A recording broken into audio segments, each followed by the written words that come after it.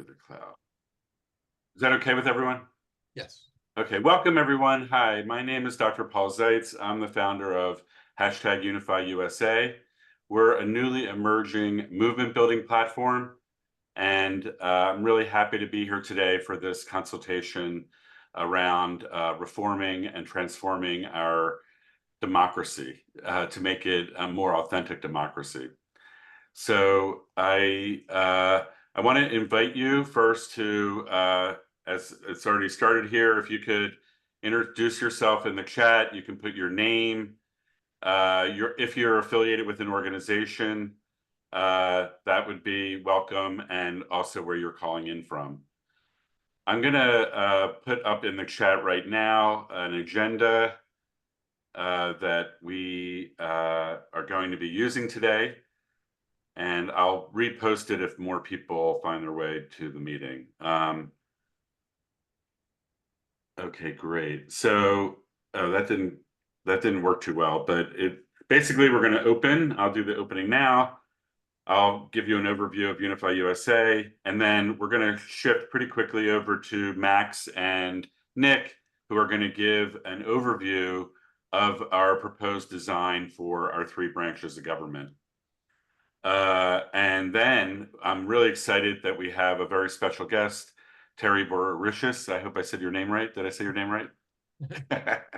Who is an expert on sortition and multi-body democracy models, and academic and an experienced politician who will give his historical and contemporary perspectives on the ideas that we're putting forward here. And then we'll be able to open it up for questions and discussion, and how we can move forward with this kind of new form of democracy.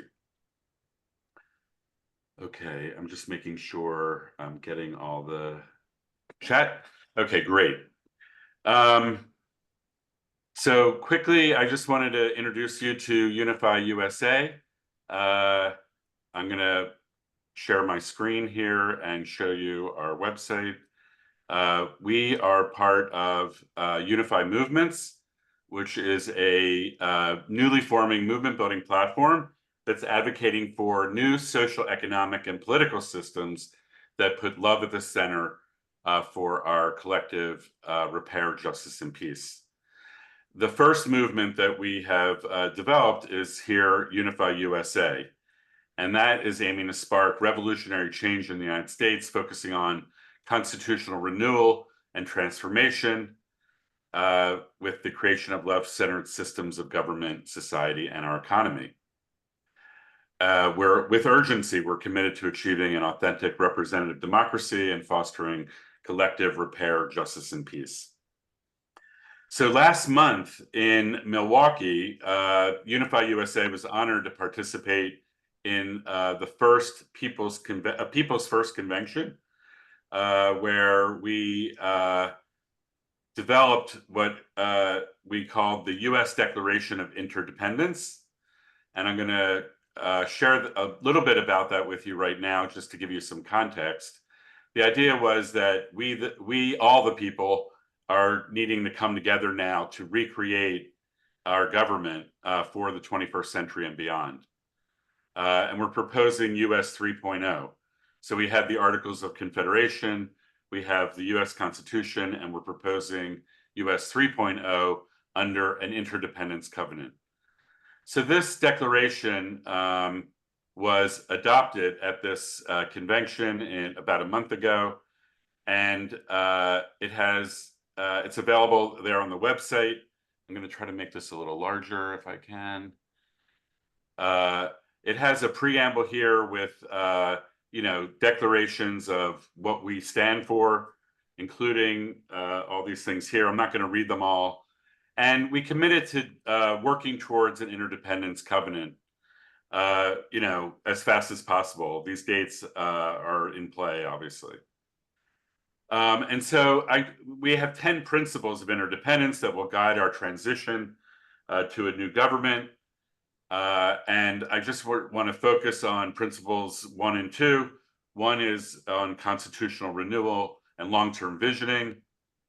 We're committed to establishing a government by all the people and for all the people. We're aiming for an open people's convention, and we are focusing on an interpartisan negotiation process. So we're trying to bring together stakeholders across the partisan spectrum to develop these ideas. And so even at this convention, we had Democrats, independents, third parties, non-affiliated folks, as well as those of us from Unify USA. Today's session is really focused on Principle 2 here, democratic governance and reform.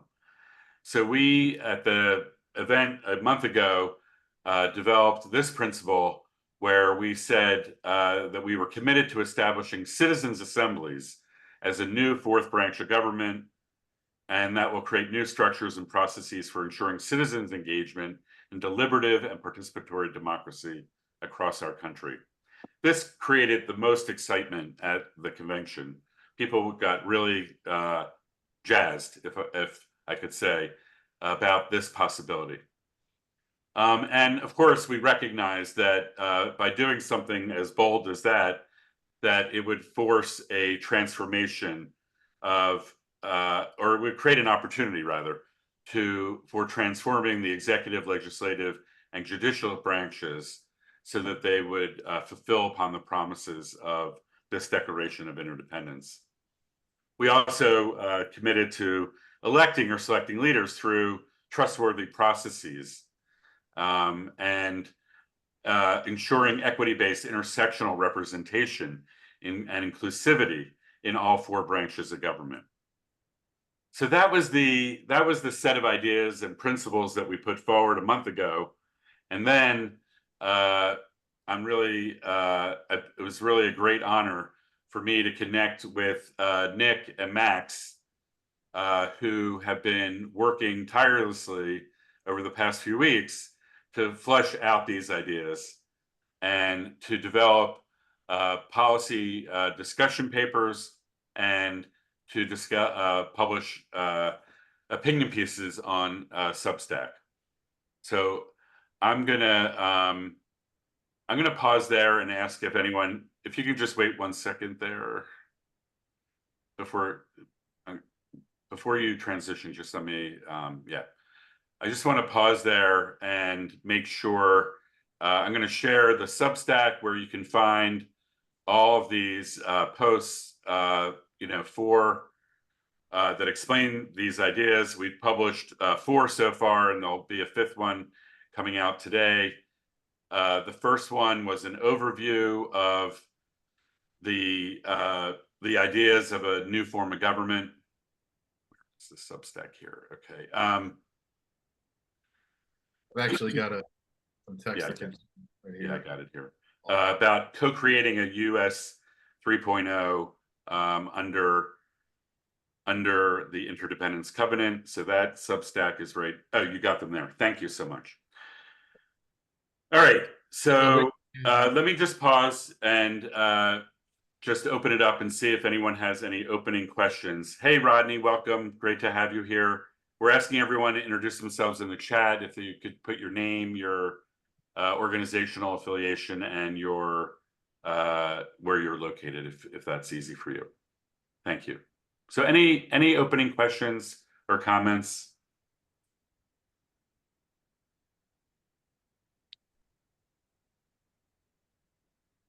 I have a question. Actually, sorry, I can't find the raise hand button. Okay, yeah. Hi, Leonora, can you just introduce yourself, please? Yeah. Yeah, hey everybody. This is Leonora Kamner. I'm Executive Director of Democracy Without Elections. I really appreciate this. I think it's really needed. I think civic assemblies or citizens assemblies are so important. I guess, I'm not sure if you are going to address this later, but, something I'm interested in learning during this presentation at some point is, have you all done an analysis of what are the political interests that would be obstacles to this, and sort of like what are those obstacles, and what new strategies you're working on to overcome those obstacles? Because of course, like changing the U.S. government is such an enormous thing to take on. Yeah, thank you, Leonora. We certainly appreciate your question, and I think you'll hear a detailed presentation from Max and Nick about the ideas that we're putting forward, and then Terry Boricius is going to share a broader perspective and analysis of how this has evolved throughout history, and then the state of play for the possibility, both around the world and here in the United States. We recognize that this is a big lift. I think for me and from Unify USA's perspective, our goal right now is to unlock political imagination and to open up the possibilities of what we could create together. And most of the stakeholders in the arena are focusing on trying to fix the current broken system. And I think my view is that it's unfixable, and it's so broken, and that we need to imagine a whole new form of government, a whole new form of the way that we could operate an authentic democracy. We don't have that right now, as you know, and as all the people here probably know. Now, how we get from where we are now to this, that is a good set of questions. And I think we'll have time to reflect on that at the end of the formal presentations. So thank you for that question. Does anyone else have any opening questions or clarifications that they would like to offer at this point? Okay. Well, Rodney, you were getting off mute. Yes, I was just going to say thank you so much for having this conversation. This is something I've long thought was necessary, that we need a different form of government, that we needed to redo the Constitution. I think that we talked about this when Lee and I were working on the Truth, Reconciliation, and Anti-Poverty Commission years ago. So I'm so pleased to see that this idea is moving forward and that we're at least starting to have a conversation that I hope will yield some fruitful results that might even inspire people to say, this is something that we need.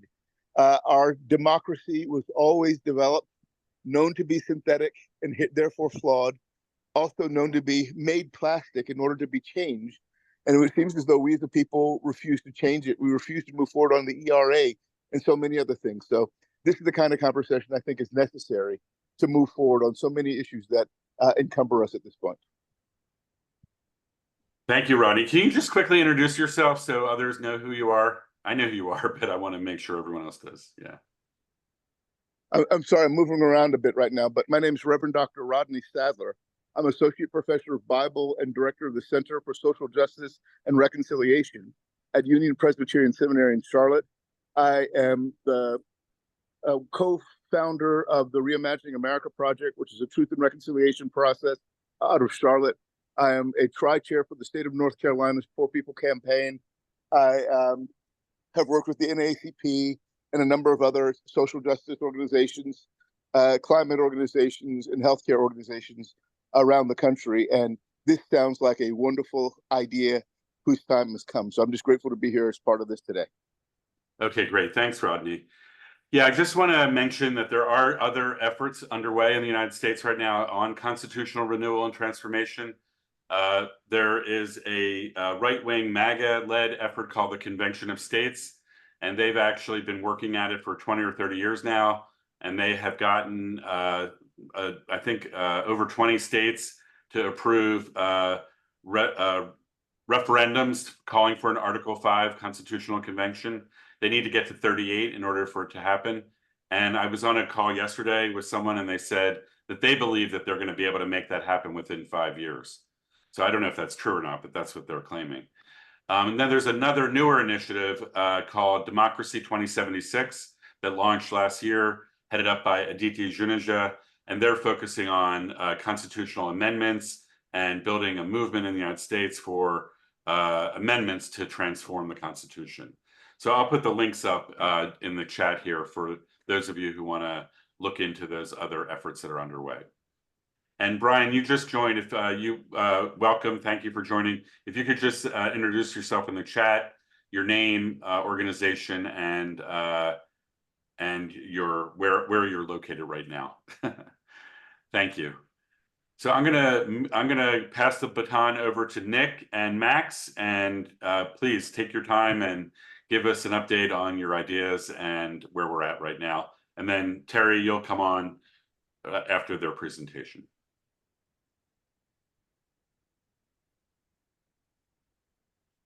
Well, thanks so much, Paul, and welcome everyone. Thank you again for joining us today and for ideating with us. As Paul said, what we're about to share are some designs for transforming our system of government in the United States into a real democracy. And we do this in the spirit, as Paul said, of allowing ourselves to imagine, to lift our gaze up and let our imagination go wild and imagine what could be, because we're so often confined by the realities of our day-to-day struggles in this space, of the need for incremental change and the various necessities and forces for that. So we offer these designs not as a hard and fast, this is what must be, but as a exercise in what could we be thinking about? How could we aim higher? What's the long-term vision that could energize and give us a lot of motivation?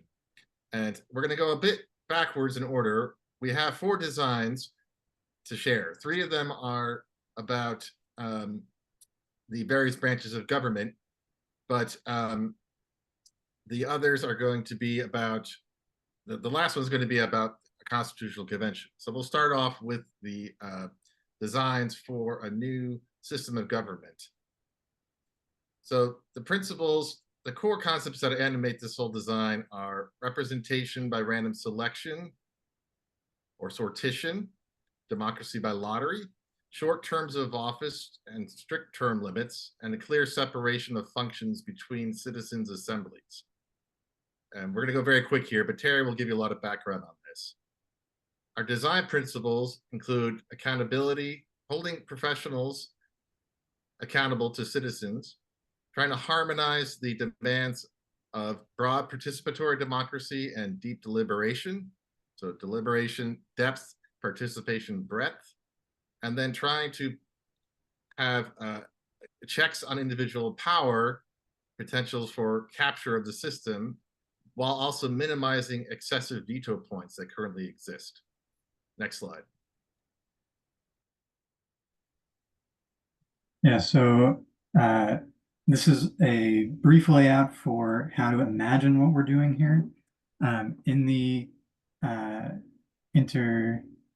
Declaration of Interdependence, we laid out that a people's assembly would serve as a 4th branch of government. As you'll see, we've sort of inserted specialized bodies of people's assemblies within each of the other 3 to function as checks and to bring sortition democracy into the mechanism of legislation and judicial review and executive function. So you can kind of think of it as a 4th branch, and you can kind of think of it as a modality that's going to be throughout. So moving quickly, and again, we know this is very fast, but you can read details in the discussion papers in the post. But let's look at the legislative branch. Next slide. For this legislative branch, for a new democracy, multi-body legislative branch, we had several considerations in mind. We wanted to balance the need for experience, but also preventing people from getting corrupted by being in office too long. We want to balance the demand of casting a wide net to get lots of people involved to create a descriptively representative group, but also the fact that people are going to have to be motivated to serve. And then the demand of reducing partisanship while also allowing room for healthy ideological debate within the process. And so we, in our design choices, in order to balance and square these considerations, we've come up with 3 basic ideas. First, separate bodies for different legislative functions: the agenda setting function, the drafting function, and the passing of the bills. Splitting those up between different bodies, a authorial, editorial, and ratifying body. The bills are written by different randomized professionals, but the laws are ultimately approved by citizens' juries. And then finally, we balance proportional election of parties, so a reformed party system, and then with sortition of individual legislators. So let's take a look at how that all works out. So here's the diagram of the legislature. It's a lot to look at, but we'll try to reduce the confusion for you. Basically, you start on the lower right corner with that purple circle that says Agenda Council. We'll kind of do a journey of a bill, how the bill becomes a law. This Agenda Council of roughly 350 citizens would be picked by lottery, democratic lottery, or sortition. And this is, as the name suggests, these people would deliberate to determine what items are in need of passage, what kind of legislative priorities and items do we want to have addressed. So they would set the agenda and the schedule, and those agenda items would pass to the top corner of the triangle, the House of Representatives. This is a new reformed House of Representatives of roughly 250 representatives. How would they get into this body? This is where we have imagine a reformed process of party election. We would have a national election in which multiple parties would run across the entire country, and they would be assigned seats in the House according to the proportion of the vote that they receive across the nation. So rather than all this business around gerrymandering and districts, multi-member districts, etc., let's have the whole country be one giant district.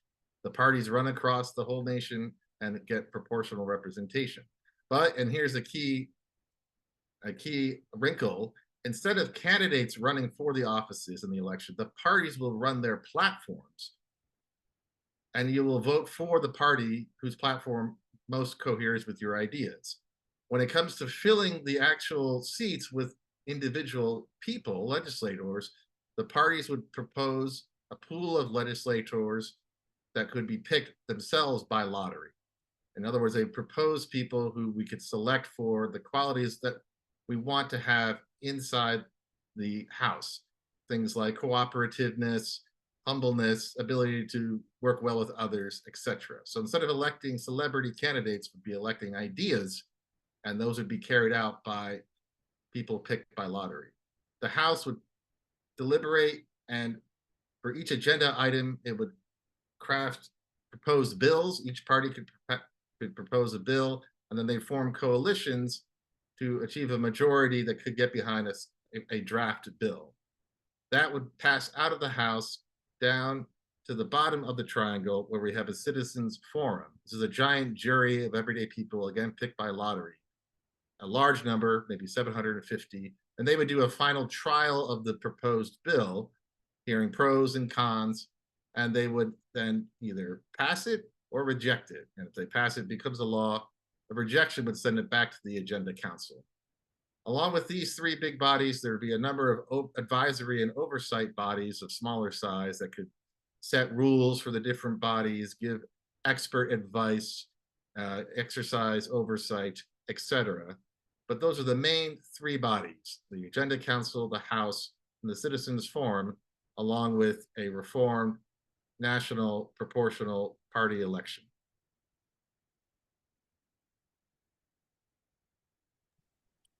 So our proposal for the judicial branch has been also heavily influenced by this idea of sortition, fairly influenced by abuses of power and extreme rulings that we've seen recently. And the core balance, I would say, that we're trying to strike here is between qualification and representativeness or accountability. We can think of this a couple different ways, but right now, because we have a permanent bench of 9 justices, they are extremely powerful because it's very, very difficult to remove them, and they have long terms. They also exercise powers in what cases they hear. And those two things together create a sort of perfect scenario for judicial activism, where they can set precedent slowly in the direction, the political direction that they favor by picking cases and then ruling on cases from a position of relative impunity. So there's some balances that we have to strike in trying to remedy this situation. And I would say among the largest is impartiality versus accountability, right? The Supreme Court has been placed and set up like this by the original founders so that they would not be beholden to political whims, to elected legislators, or to temporary feelings in the populace. But I think we can see pretty clearly that it's out of balance. So some things that we've done, we have sortition appointment to the serving Supreme Court from a large pool of pre-qualified judges. That makes sure that individual justices aren't on the court consistently enough to exercise judicial activism. We have streamlined impeachment by a citizens jury. This ensures that ethics rules can be enforced and that that's less politicized. We have a separation of concrete and abstract cases. This is about the actual case between a plaintiff and a defendant can be distilled down to a constitutional question. And right now we do all that in one judicial process. And so the justices can use items from the individual concrete case to justify their ruling, or they can use sort of lofty logic about constitutionality. And having that menu of rationalization strategies is a problem. And then also we initiate a citizens review process on particular landmark rulings from the serving Supreme Court. And those are funneled through this previous process of dissent from the backbench justices. Get ready for a big diagram, but I'll walk you through it slowly and only the parts that really matter. Okay, so if we start on the left here, we have the ordinary federal judiciary. This is where people, companies, plaintiffs would bring claims, and cases involving constitutional rights would originate here. As they're appealed up, at a certain point, at least at the highest appeals court, maybe earlier, a judge in the federal judiciary would say, this hinges on a big constitutional question, and I am not appointed to the constitutional court, so I can't decide that constitutional question. So I'm going to frame it, distill it out of this concrete case, and then send it to the judicial branch of the federal, the constitutional court, which is, elevated above the normal federal judiciary. And it would not go straight to the Supreme Court. It would go to a case committee of citizens by sortition, who then pick relevant cases to send to the Supreme Court. And the function of that is you can never be sure who is going to hear what case, and you can never be sure that your case is going to make it to the Supreme Court based on the dog whistles that have been put out by sitting justices. So Supreme Court benches, who are these people? They are formed by lottery, by sortition, from a judicial assembly of pre-qualified judges. We make this a huge assembly, 1,500. Who are those people? They've been nominated by a citizens nominating committee that works with legal experts and just scouts people who would be good impartial judges. And they've been confirmed by a personnel jury, which is a short-term citizens assembly that convenes to decide if someone is qualified, much the way the Senate does for current Supreme Court justices. Okay, so that's who's on the Supreme Court. That's how they get cases. Let's say they hand down a ruling. Well, that ruling could go uncontested, and then it's judicial review. It goes into effect. But, we're doing random sortition. We're picking 9 people over and over again. It's very possible that we'll get a court with some partisan skew some of the time. And we might get rulings that don't represent the median feeling of the American people or a super limited reading of the Constitution. So in those cases, the full judicial assembly, someone at the judicial assembly who disagrees with that Supreme Court decision, can raise their dissent And if they can collect the dissenting vote of 1/3 of the Judicial Assembly, then that ruling is blocked and sent into citizens review. We make sure that the agenda council from the legislature, citizens on the legislature, can also trigger citizens review, block a landmark ruling by a 2/3 vote. So the threshold is higher for people picked at random than it is for people who have been vetted for legal jurisprudence. Supreme Court has a huge ruling, totally changes American life, and it is blocked from going into effect because the Judicial Assembly and/or Congress disapproves of the implications. That ruling is then sent to a People's Constitutional Forum. And this is a large temporary citizens assembly that is tasked with reviewing the ruling that was just made by the Supreme Court and issuing their own ruling on whether it was legitimate or not. And we give them 3 options. Option 1 is to affirm the court's decision. Option 2 is to reject the court's decision. And option 3 is to reject the court decision on the spirit rather than the letter of the Constitution. So this design features in support of trying to constantly refine a 3.0 Constitution to be in line very literally with the popular will, with the understanding of rights and freedoms that exists at large in America. So you'd have this third option where the Constitutional Forum could say, none of the justices did anything wrong. They ruled narrowly to the letter of the Constitution. That's what we want them to do.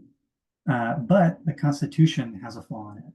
So we are going to send this section of the Constitution to a special amendment process as our final rule. We have not defined exactly what that is because the scope of all this work is really, really large. But this is sort of in the spirit of having a constitution that can adequately protect our freedoms and be policed, refereed relatively literally to stop that process from itself becoming politicized. And our next proposal is for the executive branch. Some considerations: legitimacy versus incorruptibility. That is essentially that how much we see elections as extremely flawed, particularly presidential elections, full of untraceable money, really high profile, negative media manipulation. The choices that the American people are making are under duress and are framed by special interests. So we really don't like elections, but they confer legitimacy in a way that's hard to replicate. So that trade-off we approached with another combined election sortition process that's unique to the executive. Executives in particular have a trade-off between wisdom and expediency. You want to make sure that the executive can act in response to urgent unfolding situations, but you want to limit unilateral power so that there can be deliberative process in the implementation of the laws that are provided by the people's legislature. You wouldn't want to have people's legislature writing out really truly representative laws and then a lot of editorializing and warping within the executive. So we deal with that by forming an executive council, which we call a triune presidency, of 3 members, and we allow them to act by 2/3 vote. So that gives them a way to act quickly, but some internal checks and balances, which we can also frame as practical autonomy versus limited power. And we give another check to the cabinet just to restrain this imperial presidential impulse and protect against collusion within the 3-member council. So this looks crazy. Most of what looks crazy is on the outside of these citizens advisory councils, and we'll get to them. But let's go through the election and appointment of the executive. So the thing here is to limit the influence of outside money. We convene a special presidential convention of the people every 2 years. Every 2 years, we're going to be replacing 1/3 of the cabinet and one of the 3 co-presidents in the triennial presidency. And do a combined sortition lottery, combined election lottery system within the convention, where we do proportional ranked choice voting of many candidates who have been actively scouted by the citizens at the convention, rather than having parties submit nominees. The convention narrows down to 3 candidates who are all deemed qualified, and then there's a randomization between which of those 3 gets appointed to sort of diffuse the inherent partisanship in an election, even within a single convention. At that point, we let the legislature, which is tasked with confirming that new president, call a vote of confidence among the American people at large, have a national referendum on whether we accept that candidate or not. And this way we have dedicated, sortition-picked Americans deliberating on who the president should be from a very, or who should fulfill the presidency from a limited practical standpoint. And then we have the legitimacy of a wider referendum on that individual. If they're rejected at referendum, then we can go down the list that was produced by the proportional ranked choice voting. At the same time, these conventions are appointing, doing the same process for cabinet secretaries. This way we don't have cabinet secretaries who are directly appointed by the president to limit presidential power, but we do have secretaries who are aligned with the president, because we would hope that the sort of political philosophy, the agenda or approach that was represented in the presidential selection would be represented similarly for that year in the cabinet selection. There's one new wrinkle here, which is the first citizen. The first citizen is a ceremonial head of state, like the presidency of Ireland or India, and their role is to convene and mediate the Central Executive Council meetings. So they're a neutral party that is serving as a representation of the new covenant constitution, or representation of the people that the executive works for, but they themselves don't have a policy agenda. So the presidency and the cabinet would meet and deliberate at least once every 2 weeks. That would be the executive council together, and then the full executive council can override presidential decisions by a 3/4 vote. That's designed to, if there's a sustained discontent among the people implementing a presidential decision, we think that's a really good sign that it was actually not a great decision. I think we've all had a work situation or some legal situation where the person making the decision is too far away from the boots on the ground. So that's a both check on a imperial presidency and a way to build wisdom of the crowd and deliberation into executive decisions. And then last but not least, we have citizens advisory councils, which are assembled for each cabinet member individually to oversee their department, police their function, review their performance, and initiate impeachment if necessary.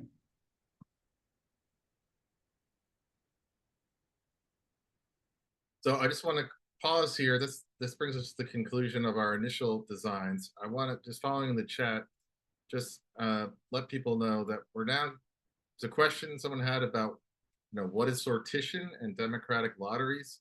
That's what Terry's going to now talk about. So fear not, we're going to get into that. Also, there was a question about, wouldn't all these designs require a constitutional convention to pass? Of course they would. we're going to get into that design, our own idea for what that convention could look like at the end. But this is just to get us thinking about what we ourselves have thought about, a new government could look like. Obviously, if we're not going to declare that government today, and even if we tried, we would not have any legitimacy. So fear not, we'll get into our ideas about constitutional change, but we just wanted to go with the big grand vision first to get us thinking. And we're gonna, after Terry talks, we're gonna have some time for Q&A. So you can all, I see some questions bubbling up already about what about this problem or that. We'll have time to get into that. So thank you very much for your attention. And unless Paul has another thing to say, we can go right over to Terry to give us sort of the deep background on this whole design. All right, let me unmute there. Good. Just very quickly on that one thing about an executive, it's worth noting that a lot of US states had multi-member executive councils in their history. Pennsylvania, Vermont, Maine, North Carolina. It's not a new idea. France obviously had the 3 consuls before, the empire and so on. So a multi-member executive is a standard procedure in the world history of governments. Anyway, my presentation. First, who I am. I'm Terry Breach. I was first elected to the city council in Burlington, Vermont, along with Bernie Sanders when he was elected mayor back in 1981. I served 10 years as a city councilor, including a term as president. I was then elected to the state legislature, served 10 years as a lawmaker.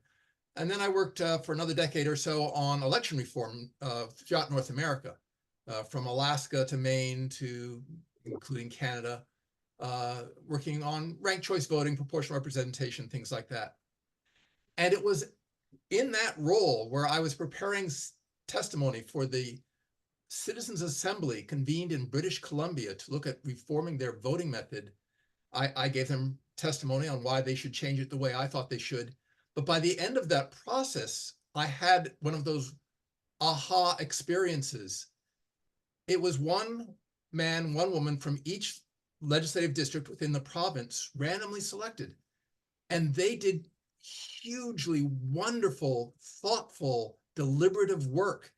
And I came to the realization that that is what democracy looks like.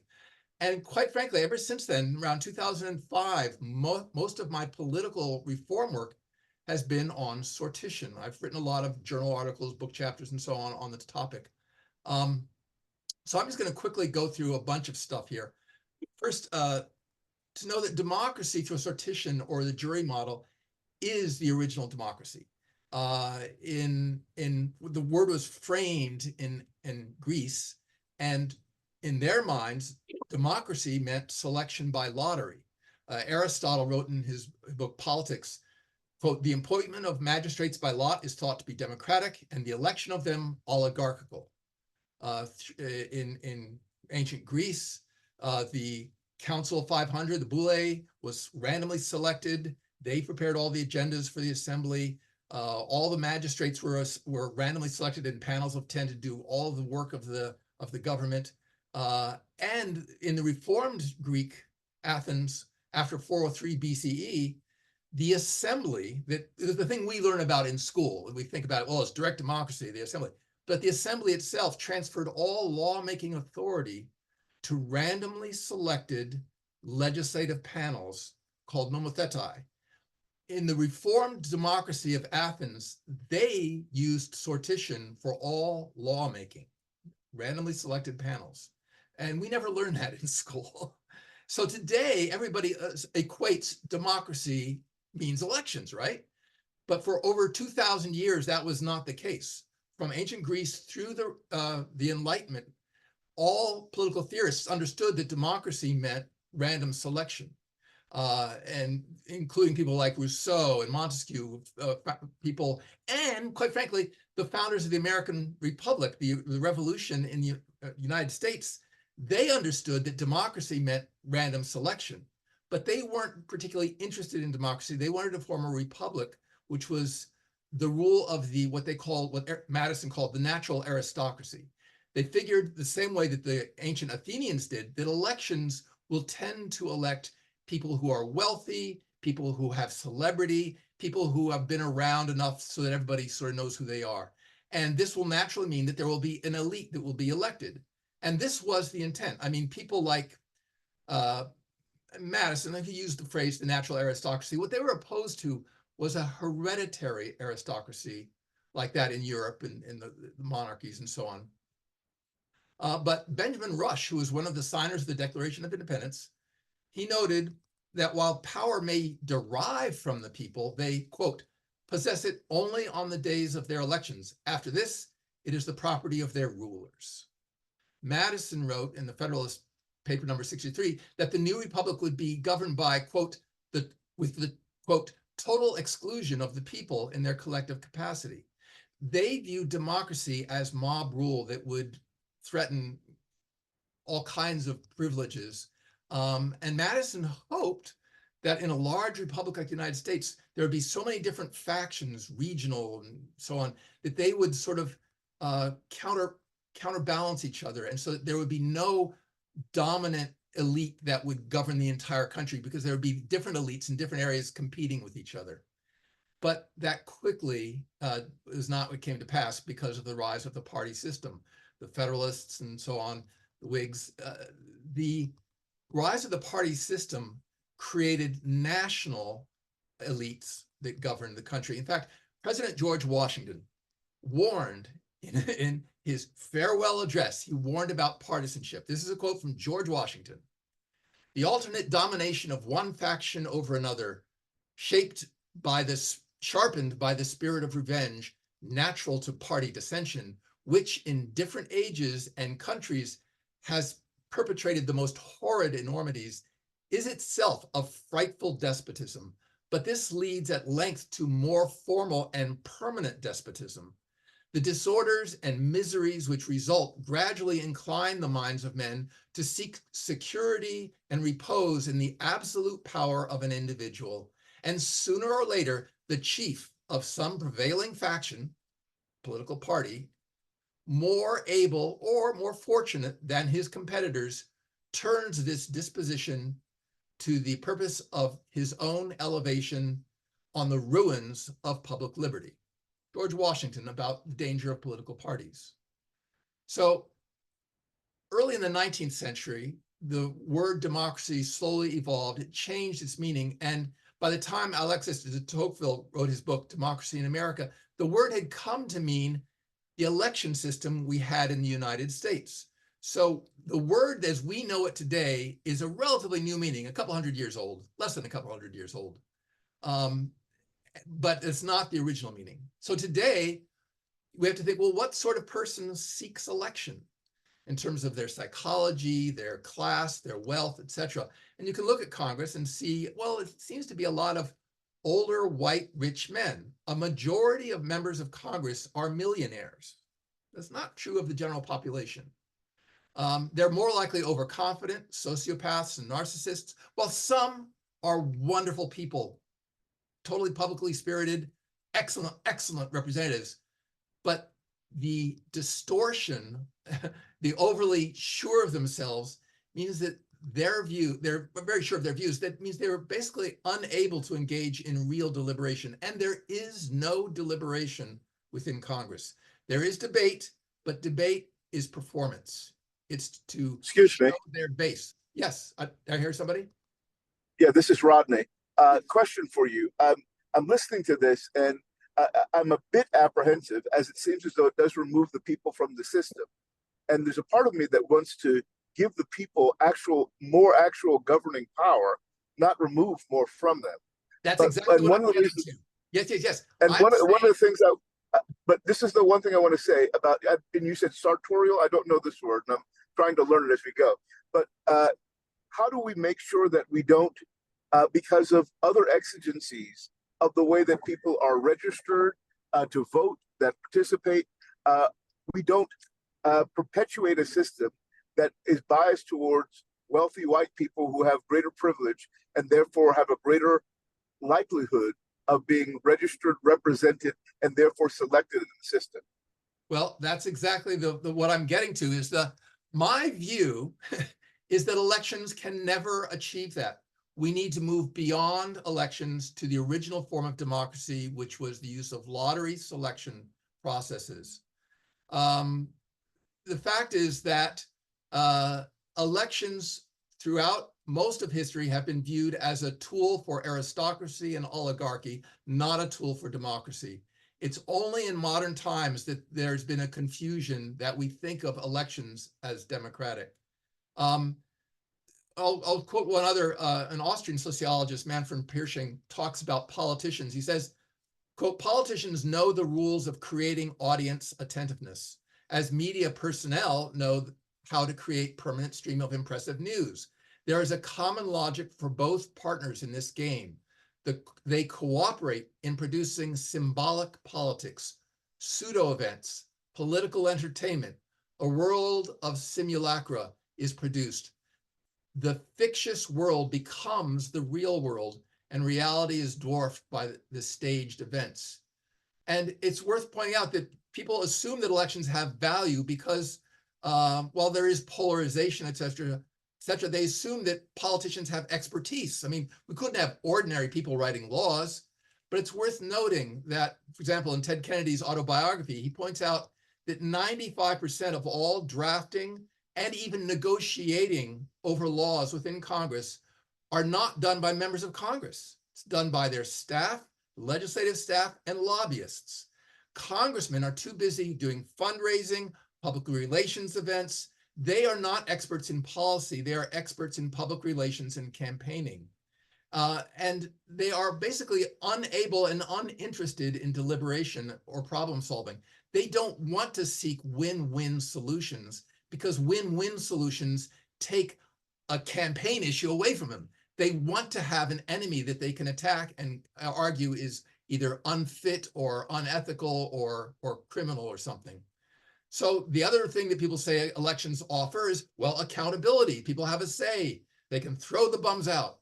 And the fact is that this doesn't really work. First off, over 90% of members of Congress get reelected regularly with no real competition.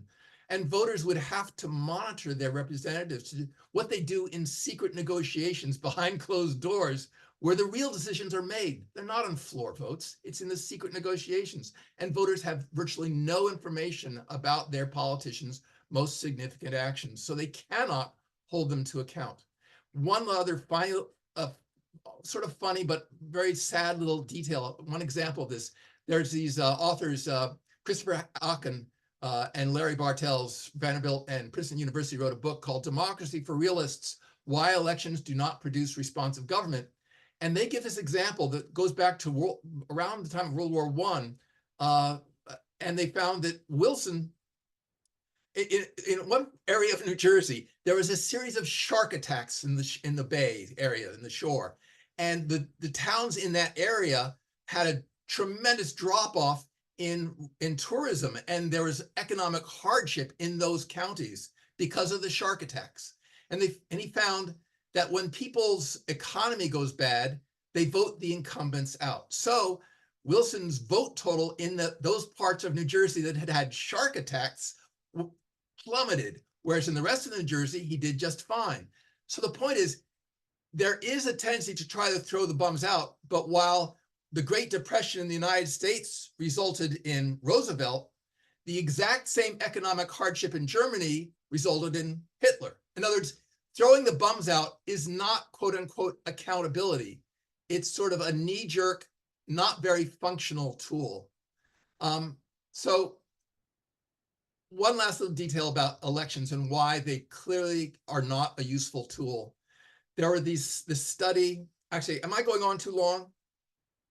Nick, should I wrap it up? You're good, Terry. Okay. This is an anecdote which I just love.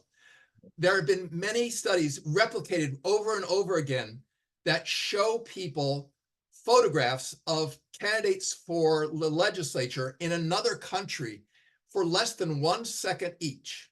And they asked the people which of those two photographs seemed more capable or like a better representative. And they would show this to like people in Switzerland of candidates in Mexico and France. And they would show it to people in the United States of candidates in Brazil and some other country.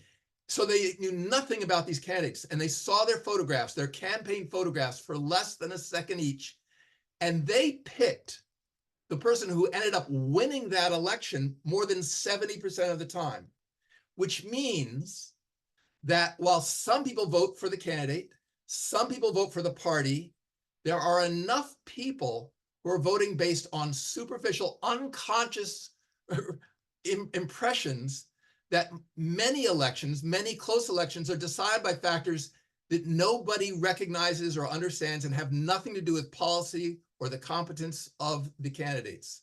And this has been replicated over and over again. So elections basically don't work for a democracy.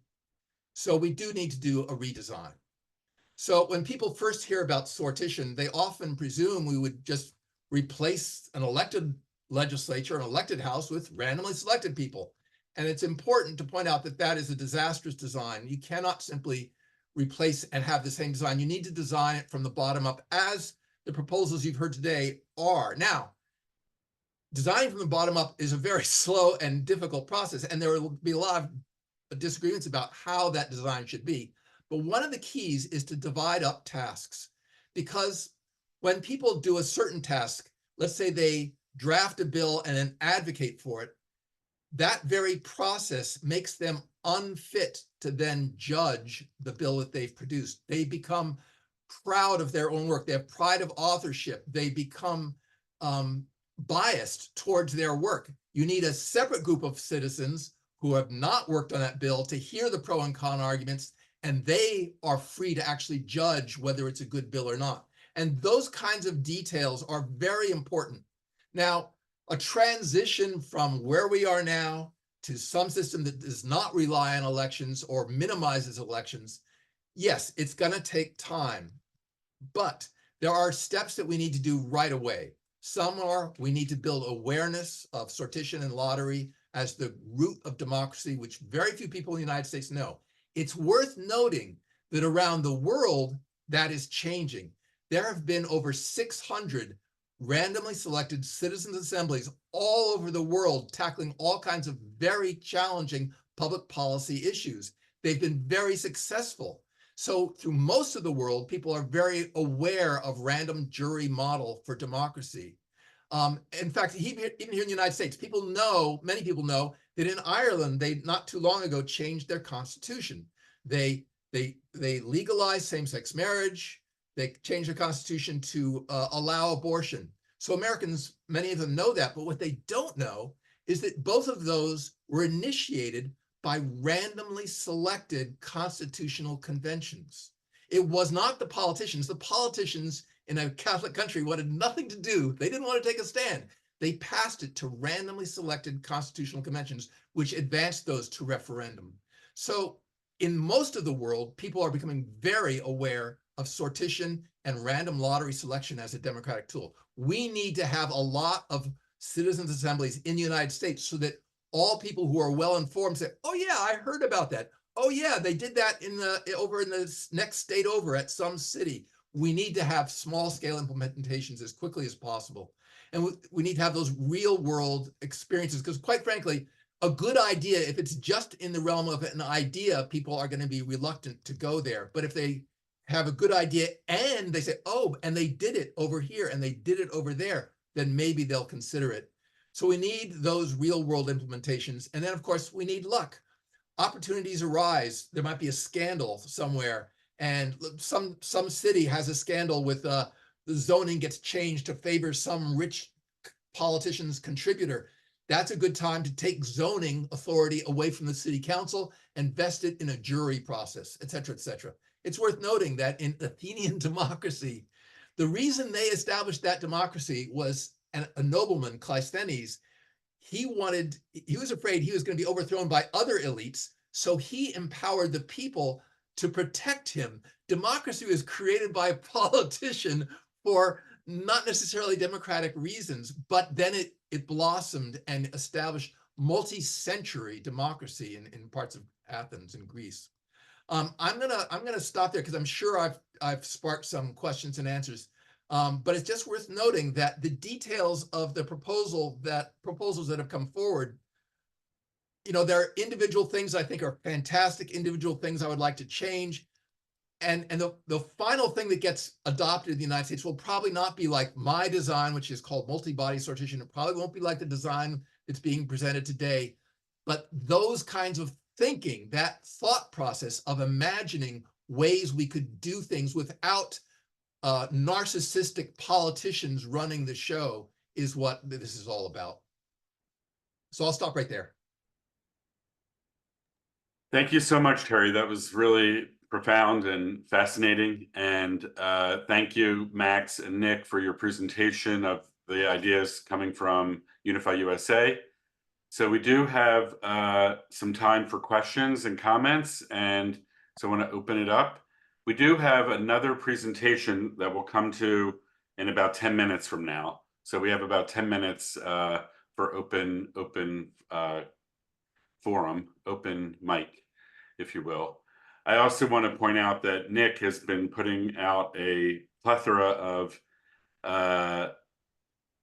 resources, other articles, his own work, Terry's work, and other resources about citizens' assemblies and sortition models. And I think the information about other countries in Ireland and Belgium and how this is really being implemented already by other countries is really, really important in my mind.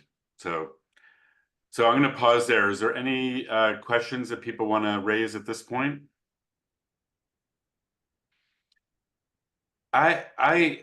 You know, Terry, I want to ask you a question. You said, you know, we have to seize opportunities, like you were talking about the zoning example, and like, you know, take that out of a control of the city. I think our focus has really been about the federal government, and I'm curious as to your thinking about, you know, the state of our current constitution. Like in my mind, it's completely broken. It's almost dead. You know, like for example, the current Republican candidate for president, shouldn't even be eligible for after violating his oath of office, and yet the executive, judicial, and legislative branches have been unable to hold him accountable. As one example of the failure of our current constitution.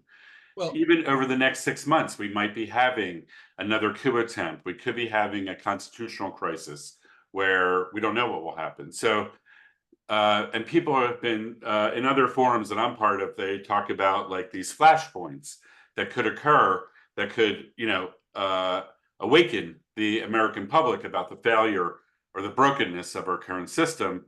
And I wonder what your thoughts are about, you know, readiness with these ideas for at the federal level. well, it's worth noting We have other that questions in the queue. So that our Constitution is probably the hardest to amend of any constitution of any country in the world. And so rather than amending the Constitution when people want to change rights or procedures, they just reinterpret it, say, well, it allows this or it favors that. So it's sort of a pretend document. It's not really controlling. It's what 9 people say it means is what it means, which interestingly is not in the Constitution that the Supreme Court gets to interpret the Constitution. That's something, you know, Mayberry case, they took that authority and declared that they had it. And ever since then, they've had it. It's not in the Constitution that the Supreme Court has that authority. So yeah, it is a broken Constitution. It is, and I don't know what's the best way. In fact, there are arguments that have been made that the amendment procedures provided for in the Constitution are not all that exists. After all, the Declaration of Independence says when the people wish, they can change the form of government. It doesn't matter what the Constitution says, they can simply change it. Now, I'm not advocating that per se, but we do need a different Constitution. We do need to fundamentally reform it, amend it, or replace it. I don't know what the best way to do that is, but opportunities arise. okay, yes, exactly. So part of our intention is to be ready for when those opportunities to rise or create those opportunities. So we do have a few questions and I want to make sure we get to them. So let's start with you, Ian, and nice to meet you. Yeah, and nice to meet you as well. And this is real. I'm really excited to listen to you guys, and I think the proposals are all really exciting. I just wanted to build off of the idea of amending the U.S. Constitution. So I live in Idaho, a deeply red state, and there's strong movements to change the Constitution, like via an Article 5 constitutional convention, and a lot of the opposition to that, at least among Democrats or liberals where I live, is like, well, there's no guidelines on what an Article 5 could do. You know, you could end up with a runaway convention. And I think having directing sortition, probably the key place to direct sortition in my mind is in recrafting a constitution. Like, all of your proposals are excellent, but I think that I think the thing that really matters to me is I want random samples of representative people to have a final say in what are the rules about making the rules. And I think having an Article 5 to clarify what Article 5 means is an interesting potential for, there's already multi-state coalitions trying to call an Article 5 constitution. And if there was some way to ally those movements with ours and say, hey, maybe the first step is say, we need to clarify what does an Article 5 mean, and how could those decisions be made, and potentially to use sortition to make those decisions. I'm going to jump in right there, Ian, and say that's the subject again of our last design. I just put the link to the paper in the chat. So we thought a lot about that. And by way of a teaser, we don't need to follow Article 5. So there, I'll leave that hanging for the moment. So, but well, there are two other questions. So let's bracket that because we'll get to that. Thank you so much. I would love to help or volunteer. Yeah, I would love to help you guys. So thank you so much for the work you're doing. Yeah, thanks, Ian. Okay, over to you, Brian. Yeah, thanks for the presentation today. This is interesting. You guys have obviously put a lot of work into this designing a new structure with lots and lots of moving parts. And I guess I just wanted to ask, sort of, what do you see that as creating extra opportunities for gridlock, where a simple chamber like a unicameral chamber is either gets something done or doesn't? Then we have a bicameral legislature, right? And where House and Senate are constantly pointing fingers and saying, they're the reason that nothing's getting done. And so when you've got a huge network of organizations and groups, does that create even more obstacles where any one of them can stop the process from moving forward? If I can jump in on that quickly, yes and no. The experience of randomly lottery selected bodies all over the world shows that actually people tend to agree. Gridlock is when partisan motivation of showing that the other people are bad and embarrassing them and supporting your party versus the other party. Partisanship is the basis of gridlock. It's not the complexity of the system. Now, that doesn't mean it couldn't certainly occur. Any complex system could have some gridlock, but the basis of gridlock in the United States is partisan motivation. And I'll jump in and say that, and I know Max has a thought on this too. It's definitely a case that the current system is beset by too many veto points. So the U.S. system, unlike others around the world, has an excessive amount of veto points. We've tried to, you got to balance the ability to separate the functions of different bodies out to avoid these biases with, some accountability built in, but, create the thresholds for triggering those checks in the right way. So, it's not too hard and it's not too easy.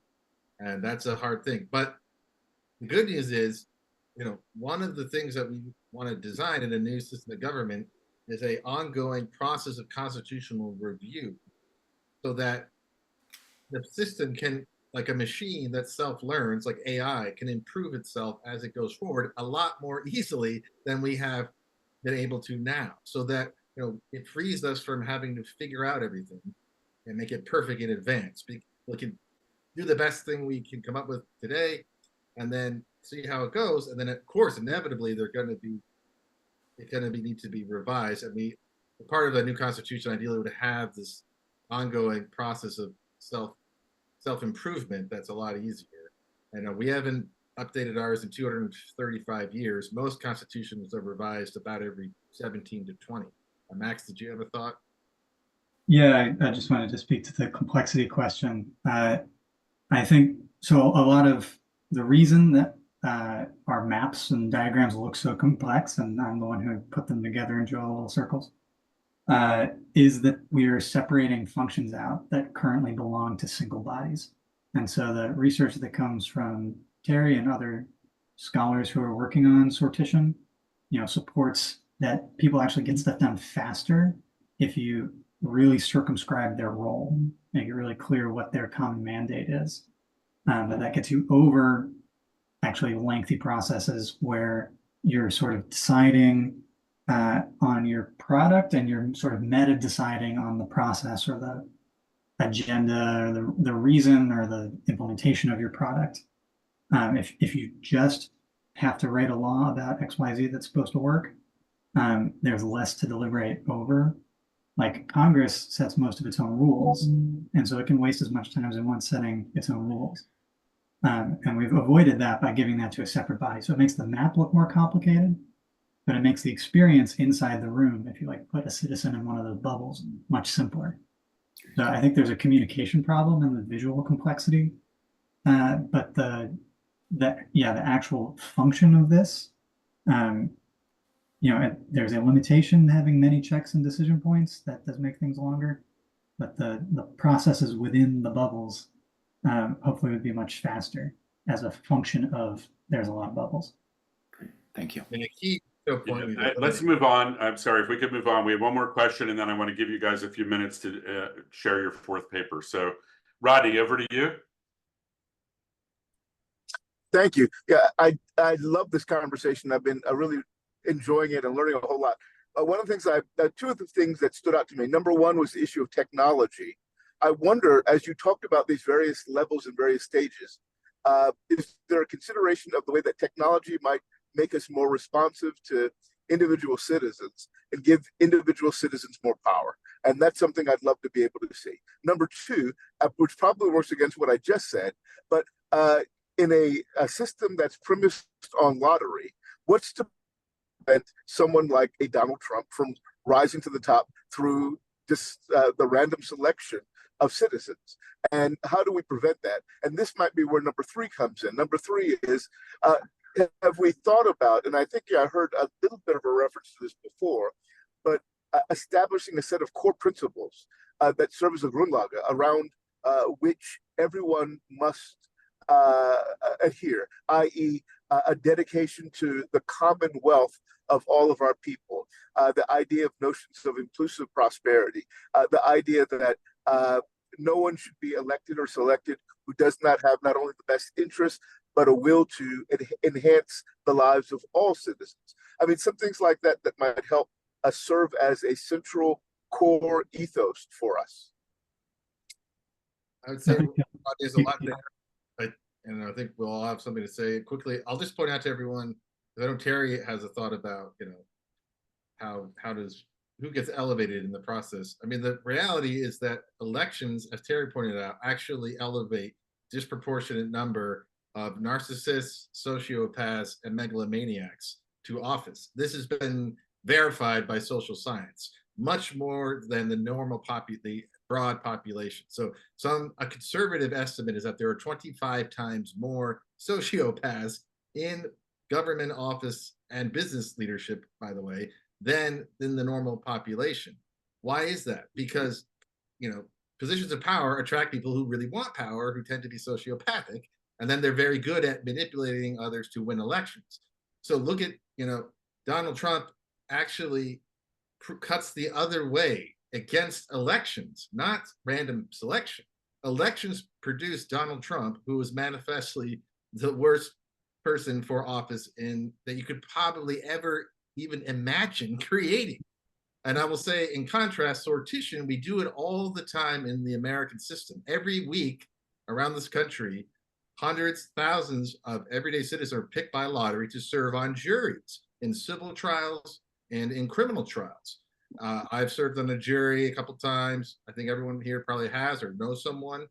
And, you ask most people, the jury system performs very well. You have some vetting and screening of people who are picked to make sure they're not completely, there's not some real problem here, but generally speaking, that jury system works because it's the wisdom of the whole crowd and the virtue and the ability of the whole group to work well together, not just one person. Max. Yeah, Yeah. can I just ask you guys, we have 9 minutes left, so I wanted to get, this is your time for your fourth paper. So if you want to transition, let me know. Okay. Last point, and then we'll transition. Just, Rodney, we're not rolling the dice and going random citizen as president.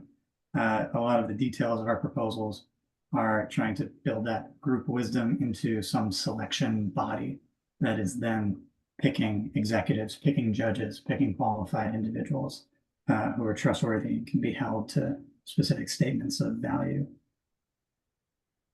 And I wholly appreciate that, but I do worry about race, last, religion, and other identity issues. Presentation, I just want to verify that yes, part of this involves creating a democratic civic culture, broad-based sort of civic virtues to help change our, improve our civic participation.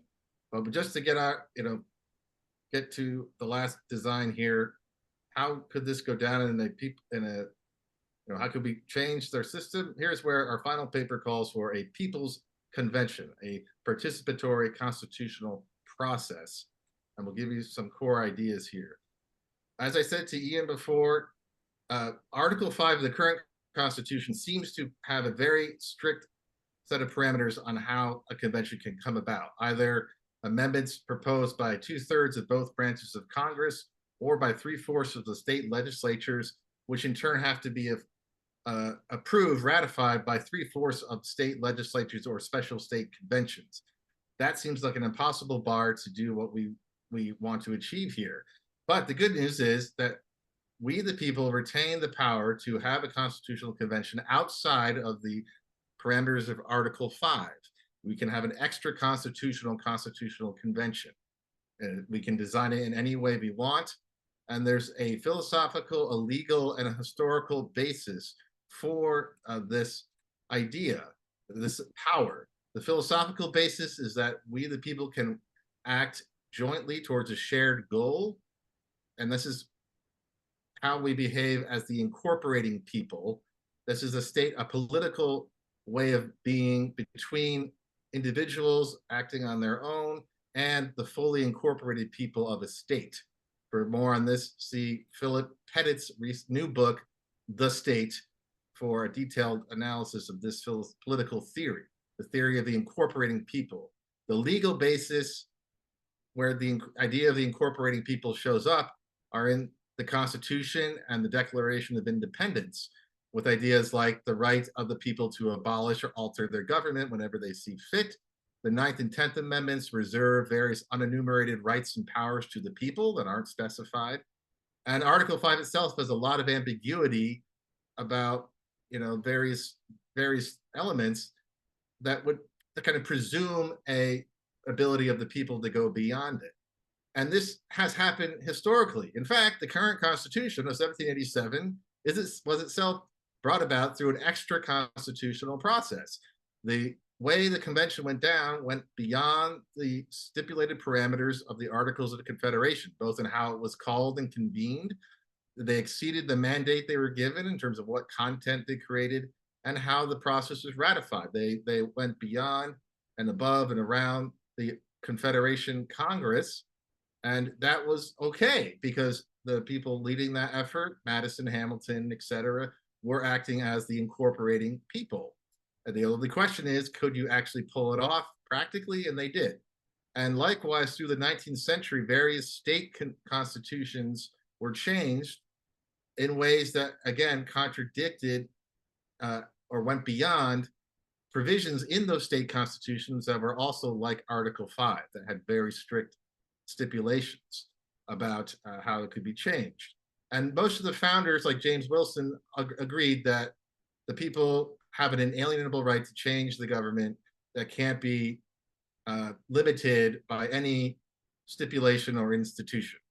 So that's the basis for the coming design, which now Max will show. So I'm going to jump through this quickly. Basically, we know that we can have deep deliberation with some sortition body, some assembly by random selection. But we also know that we want broad participation in the People's Convention to make sure that it's legitimate and that we can hear the diverse perspectives of all the American people. And we want, knowledge and skill to be applied to making a coherent constitution through deliberation. But we want everyone to give everyone an equal opportunity to enter that room. And so the way that we do this essentially is by starting with local constitutional conventions. These are convened across America, totally by lottery. There's no way to politically influence who gets in these rooms. And they're going to be large rooms, 500-ish people. And they're going to ideate and endorse individual design items, rights, checks, powers, parts and pieces that they want to see in a constitution. From the small teams in which they first deliberated and ideated, people are going to have secret ballots. And the purpose of that is for you to endorse someone you've worked with directly based on how good it was to work with them, based on what they're actually like in person. So it's very different in character from a general election because it's about personal relationships and personal work history. So from that process, we would select and elevate delegates to regional constitutional conventions, which would be tasked with drafting full constitutional systems. And then those 5 plans, much like there was a New Jersey plan and a Virginia plan in the creation of the current Constitution, we'd have those 5 regional plans submitted to a national constitutional convention, which also would be made up of delegates sent from those regions, the people whose colleagues thought they were, the most passionate, creative, effective at compromise, would move on to the national convention. From there, we would send that one unified draft to a citizens jury of 1,000 people. This is to represent America demographically and to have a separate step from the people who just spent all that time writing to actually evaluate it. And if they accept that proposed constitution, it will be sent to national referendum to be fully ratified. Now, of course, who says it works like this? Just enough people say it works like this. Enough people with platforms, enough individual Americans. This is, like we've talked about, not consistent with Article 5, but a way that we could demonstrate the sort of full buy-in, legitimacy and authority of the people to determine their self-government by balancing this very broad inclusion in the process and very deep deliberation among Americans picked by Americans who know them. So that is our design for a convention plan. Woohoo! That was exciting.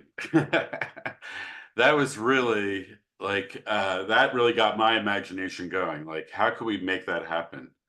So I want to invite if people want to just give any kind of quick comments on that. We have we have a minute left, so Can that slide just be put back up? Can that slide while people are talking just be put back up really quickly? Because it was. Sure. Thank you. Okay, Brian. Yeah, so how do you actually get a new constitution ratified?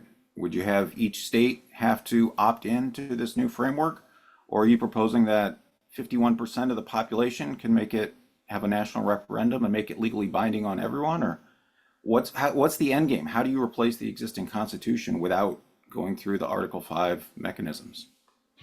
Yeah, there's the design element of, what threshold of the vote in a national referendum. We imagine in this design the 2 steps, the jury, the citizens jury, and then the national referendum of everyone voting. And the threshold for passage would be something probably higher than 51% plus 1, whether it's 2/3, 3/4, 55, something that can be figured out. But beyond that it's really a question, and this is what Max was trying to say, of practicality. Can you actually convince enough people to go along? A regime of government is based on the legitimacy that the people under it give it through how they behave. When that center of gravity shifts in their minds to something else, that just becomes the new form of government. And this is what happened in 1787 to 1789.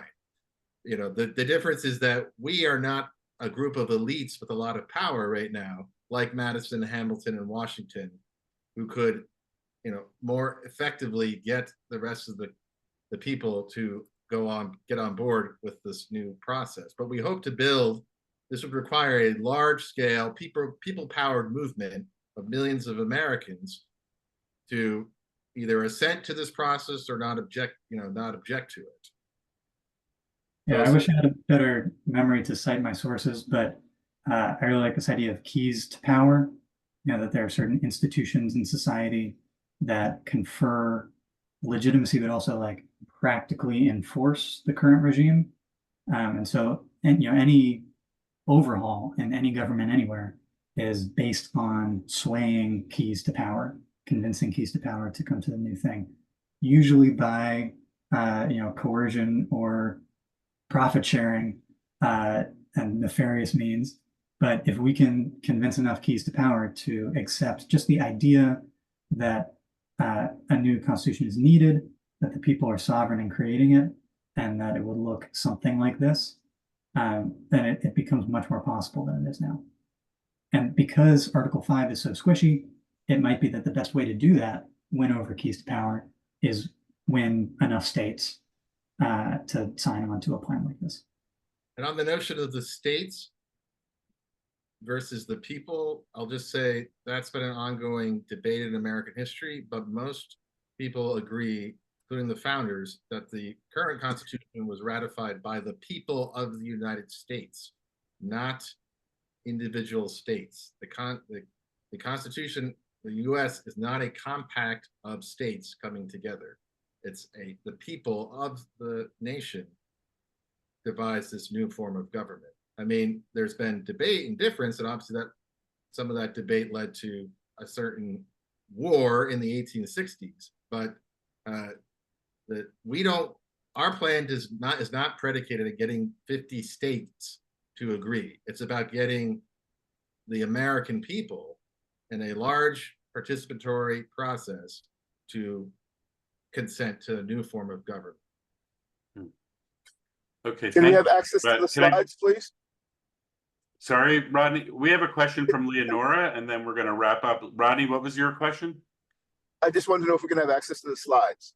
Yes, we'll make those available. Thank you. Leonora, last word. Thanks. Yeah, I think this makes a lot of sense to me now, and I see these final slides about the People's Convention plan. I really support this plan. I think this is the right way to do it, going outside of Article 5 and not trying to go through the states. I really agree with your theory about this, and you know, your theory of legitimizing it. You know, of course, acknowledging that it's very hard and ambitious still.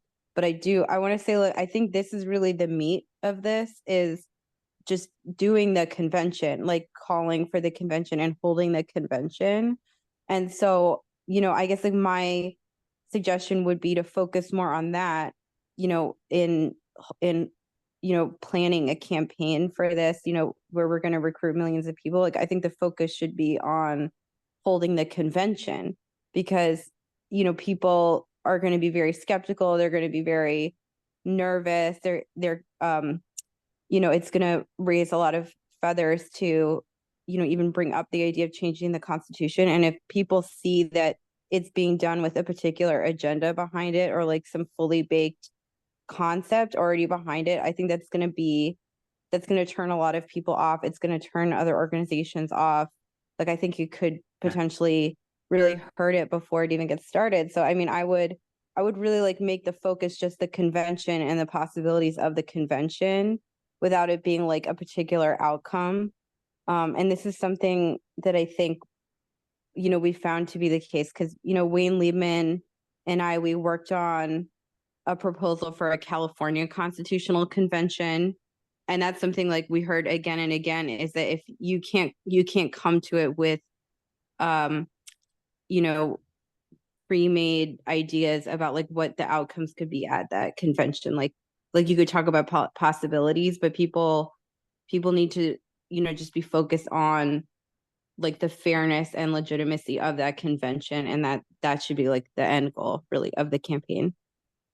Yeah, we thanks, can- Leonora. I think Max and Nick, and I know I also really agree that that your focus. I'd love to see that California proposal if you're willing to share that. And I think that was a helpful way for us to think about the way forward. I'll just, can I say one last thing, Paul? Yeah, last Just- words. We're definitely over time. If you have to go, thank you for joining. We will make the recording available, the PowerPoint, and all the discussion papers. Just to inspire us, I was reading about the convention of 1787 recently, and going into that process, all the guys involved, unfortunately it was all guys, just 55 guys, by the way. Think about that. 55 people created the Constitution we've been living with for 235 years. Okay, but they all had a lot of doubt, fear, and anxiety about whether it would work. A lot of them thought it would not work, it would make things worse. A lot of them were afraid it would lead to civil war because they wouldn't be able to agree on anything, and that it should not even be tried. It's better to stick with the current system than try something new. But they felt they were forced to because the current system, the Articles of Confederation, was just failing so badly. They had to at least try. And it actually worked beyond their wildest dreams, not without a lot of issues that they hope could be resolved later. We just never done that. So, that the founders in that respect can be an inspiration to us. We got to not wilt in the face of adversity, but screw our courage to the sticking point and give it a go. It could fail. There are many ways it could fail, but it could succeed, and that would be something we could all be proud of. Okay, thank you, Nick. Thank you, Max, for all your hard work, and thank you, Terry Baricius, for your wise reflections and your guidance and your research. We are going to stop the recording now. Brian and a couple others do want to stay on for chatting if people want to stay on, but if you have to go, please feel free to say your piece now. So I'm going to stop the recording. Thank you, everyone.